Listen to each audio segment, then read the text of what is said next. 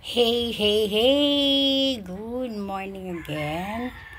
Ayan, for today, magluluto tayo ng dinakdakan. Ayan siya, yung tinatawag nilang mascara. Yung may tenga. Yun. Tapos nilagyan natin ng konting laman para hindi naman puro ganun. Yan. Pakukuliin muna natin yan. Palalambutin. Lalagyan ng mga konting pampalasa. Para sa ating dinakdakan without mayo. Ayaw nila na may mayonnaise. So, without mayonnaise tayo. Gagawin na naman natin siyang chamba. And natito rin yung ibang mga kailangan. Siyempre, pwede ang palaya. Oo. Ganyan. So, okay. Let's prepare. Okay. Ayan na. Napalambot na natin.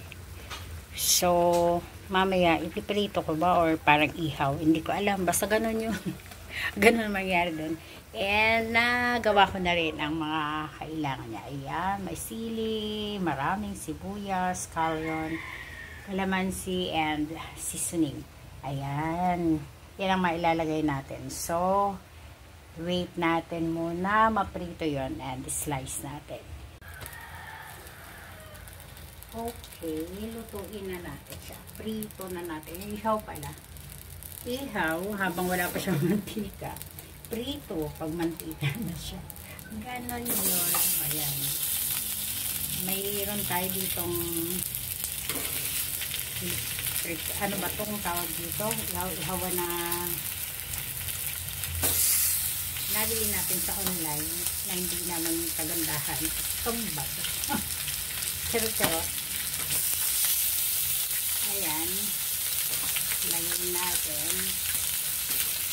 Pag lumabas yung mantika niya, ibig sabihin, piniprito na siya.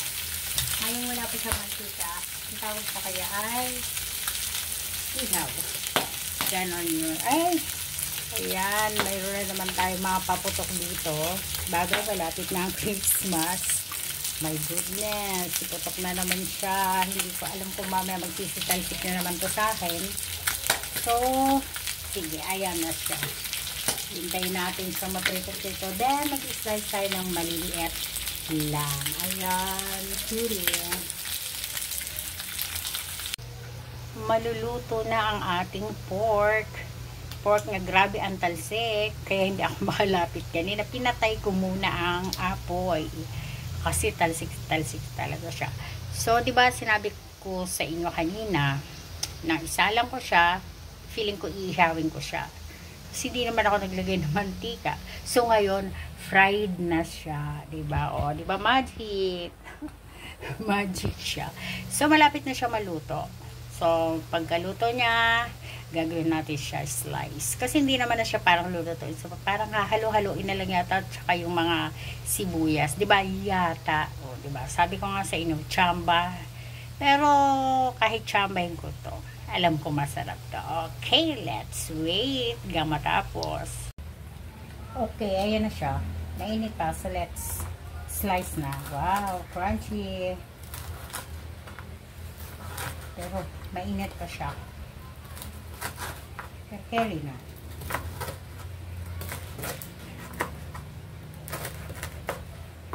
Litan lang natin para tipid.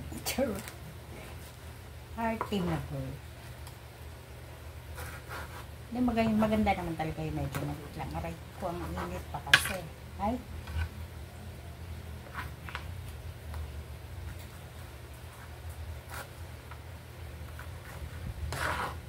Okay. May nakasalang pang konti. Pero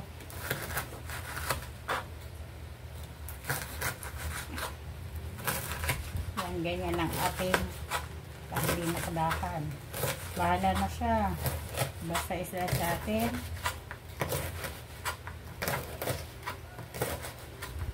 Diba? Ganda. Siyempre kamay naman. Ganun talaga. Kamay-kamay na lang natin. Guantes-guantes pa. Basta malinis yung kamay, okay na. Para siya lechong kawali. Ang ano niya, ang crunchy niya. Oh my God, it's so mainit. O, diba, arty siya. It's so mainit. Gusto niyo yun? ilalagay ko. May part ng tenga to.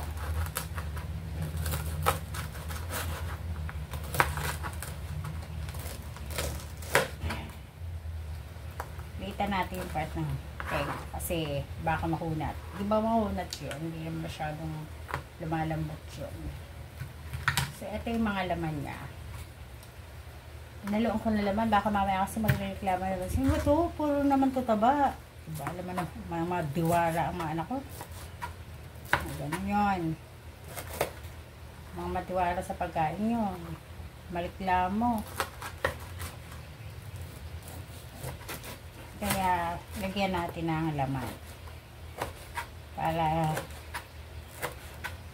hindi masagyan si mother. Pero alam mo, mabait ang anak ko. Mababait naman sila. Medyo mahigpit ako sa anak. Pero hindi naman gano'ng kahigpit. Tama lang. Diba? Yung bawal-bawal sa akin, tambay-tambay sa kalye, gano'n. Ayoko nang gano'n. Aral-aral, bahay, pwede maglaro, computer, kung anong mga sports sila. Pero yung makitambay sa kalye, hindi masyado. Kaya si Kid alam yun. Si Kid na binata na ngayon. Nag-start siya batang-bata. Mahilig pa siya sumayaw nun eh. Pero ngayon binata na, ay na sumayaw, nahihiya na siya. Ganun talaga. Dahil nahihiya na siya, si Mother mag-upload. Diba? Sayang naman. So, sige, tayo natin maubos ko ito ma-slice. Then, gagawin natin. So, eto na ang ating final. Totoo lang, parang hindi naman na siya dapat iluluto. Unting apoy lang. Medyo pakaramilize ko lang yung sibuyas. Pangit naman kasi pag yung hindi siya medyo luto. Naman ang mga maarting anak ko. Yan. Kaya medyo iluto ko sa konti. Pero pwede naman hindi. Halo mo na siya ng rekta. Pero hindi naman yung lutong-lutong ano. Basta lang maano siya, mainit siya. Yan, ganyan. Saka natin ihalo yung mga kung ano-ano sa kanya. So, ganyan. O, diba? Mga masamahin natin yan. Medyo mag-caramelize lang yung onion. Pa-caramelize lang nalalaman. Yan, ganyan. Like this. O, diba? Nakakatuwa.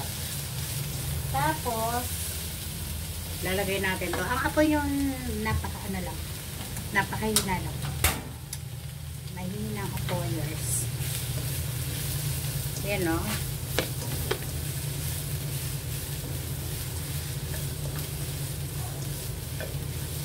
So, ayan. Tapos lagay natin. Lagay natin ang ating pork. Naku pa tayo. Ay, nako. Ayan. Tama na ba yung ating sibuyas? Diba ang ganda? Malamang ko nito, hindi na naman nila mahanap ang papigilan sa pagkain nito. Tuloy-tuloy na naman ang kain nila nito. So, hanggang ganyan. Tapos lagay na rin natin itong scallion.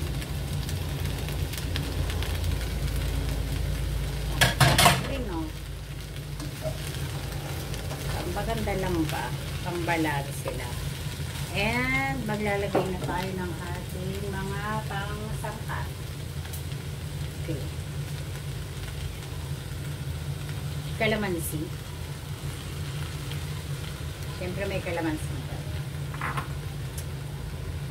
So, lagyan natin ang kalamansi. Ayan. Then, konting kalamansi, konting suka. May kalamansi na may suka pa. Nangyari. Yan talaga. Suka. Then, toyo. Siyempre, konti lang din. Kasi maglalagay pa tayo ng seasoning. More seasoning para mas malinamnam ang ating ginagawa. Konti lang, baka umalat.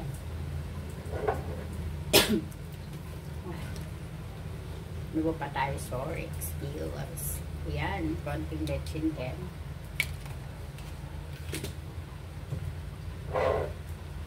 Lagyan natin ng konting garlic powder. Yan. And of course, our pepper.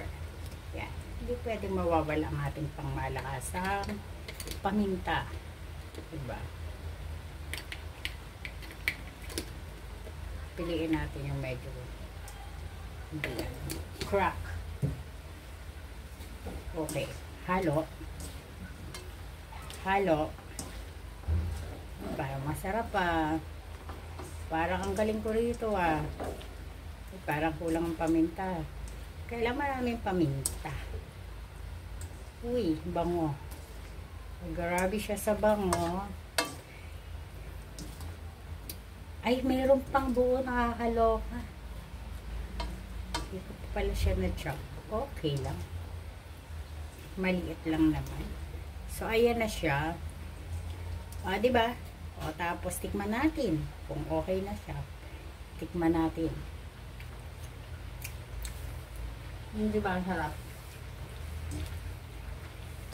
Ay, ang sarap. Ang galing ko naman dito. O, pwede na ito pulutan. Sino manginginom dyan?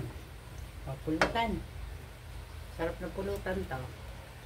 Konti pang seasoning kasi parang hindi naman siya masyadong maalat. So, seasoning naman yan. And, add natin ng konting sugar. Okay. So, konti lang talaga kasi wala na pala akong asukal. Okay, halo. Ang galing ko dito, promise. Ayan na siya. And of course, ang ating dinakdakan without mayo is done. Okay, thank you so much again sa panunod. Salamat!